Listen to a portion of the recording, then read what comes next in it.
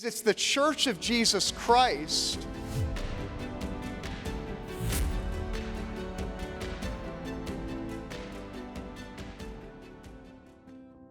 As we close our series on the Ten Commandments, we are at the end of a monumental year. In 2025, we grieved national tragedies that shook us to the core and said goodbye to faithful leaders who have left an indelible mark on the church. The battle for truth has never been more important, and the principalities, the powers, and the rulers of the darkness of this world are as active as ever. Yet even in the midst of sorrow and uncertainty, God has not been silent. We've witnessed bold victories for biblical truth and religious liberty, even at the highest levels of government. And across the nation, there's a renewed hunger for Christ. Bible sales are up, faith conversations are rising, and signs of a spiritual awakening are taking root in unexpected places. In fact, I believe that God is just getting started. The best is yet to come. As we look to 2026, we're preparing and praying for even greater impact through Coral Ridge Ministries. Let's take a look at what God has done and what we're anticipating in the year ahead. Therefore, it is our prayer that through this church, the gospel of Jesus Christ might be radiated through television and radio, motion pictures and cassettes, books and clinics, and by ways yet undreamed of, unto the entire world, that the command of Christ to go and proclaim the gospel to every creature might be fulfilled in our generation.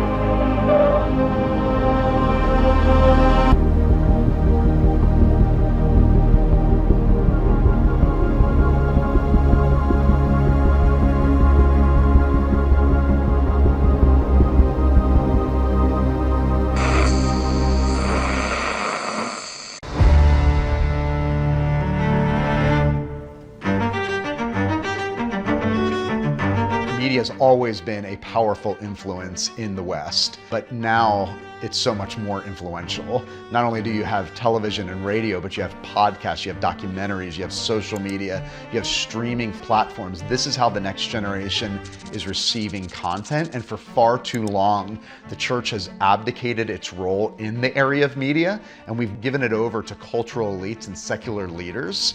We're well past due the time where Christians need to stand up and say, no, this is my Father's world, and the realm of media belongs to God. We need to be giving timely, relevant content through all of the ways yet undreamed, as Dr. Kennedy said, to this next generation. So the vision for CRM is simple. We are called to contend for the faith and proclaim hope to the nation. And that's really what we want to be about for the next 50 years. We want to do this in three areas. First, we want to renew culture through advancing media. We are being inundated through mainstream media and social media with a message that's hopeless and a message that's Christless. Even our conservative media doesn't really answer the question, how does Christ make a difference in this nation and in the world? We desire to reposition Coral Ridge Media to be the nation's leader in Christian conservative content, producing timely, relevant content that speaks to all of life. And so as the next generation is consuming content that informs them and equips them, but also shares with the next generation the relevance of Christianity and how you can apply your faith to every area of life. Another problem I see is the role and the influence or lack thereof of the North American church. There's a missing voice in the public square today, and it's the prophetic witness of the Church of Jesus Christ. The church has always been at its best when it was running towards the darkness and it was engaging culture faithfully. But when we look at the statistics, the amount of youth that are leaving the North American church, less than 10% of the North American evangelicals operate with a biblical worldview. I don't believe that our pastors and our congregations in North America are adequately equipped to answer the cultural chaos and confusion that they're being inundated with 7 days a week. And so we want to revive the North American church so that pastors can come together and to be adequately equipped and informed and take a message and take timeless methods back to their congregations to equip them with a biblical worldview, to equip them on how to engage culture faithfully, not with the methods of the world, but with a biblical worldview, so that pastors can stand up in the pulpit with confidence and preach the whole counsel of God and take that word and apply it to all of life, to give their people a biblical worldview and to send them out on Sunday morning as missionaries to be salt and light. And that's what we want to do to revive the North American church.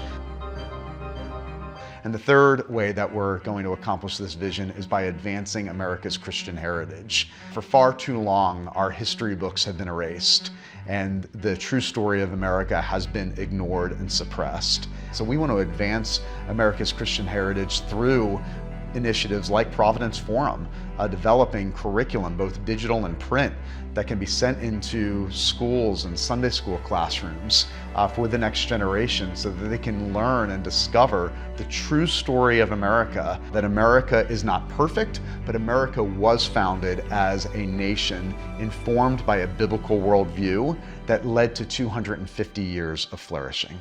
Washington, D.C. is known as modern-day Rome, and D. James Kennedy had a vision to develop an outreach on Capitol Hill that would minister and equip and empower Christian statesmen and their staffers to think with a biblical worldview about government and politics.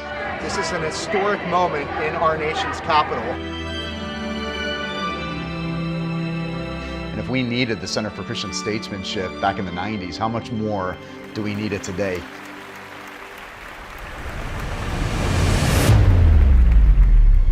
We need men and women across America that want to stand with us and say, yes, this message and this ministry is needed now more than ever. We want to be able to look at our children and our grandchildren in the eye and say, we did everything possible to declare the good news of Jesus Christ and to make him known. In a nation that's been turned upside down, and a nation that is divided politically, that we are experiencing unprecedented polarization, this is the message of the good news of the kingdom. Men and women that are willing to contend for the faith and proclaim hope to the nation.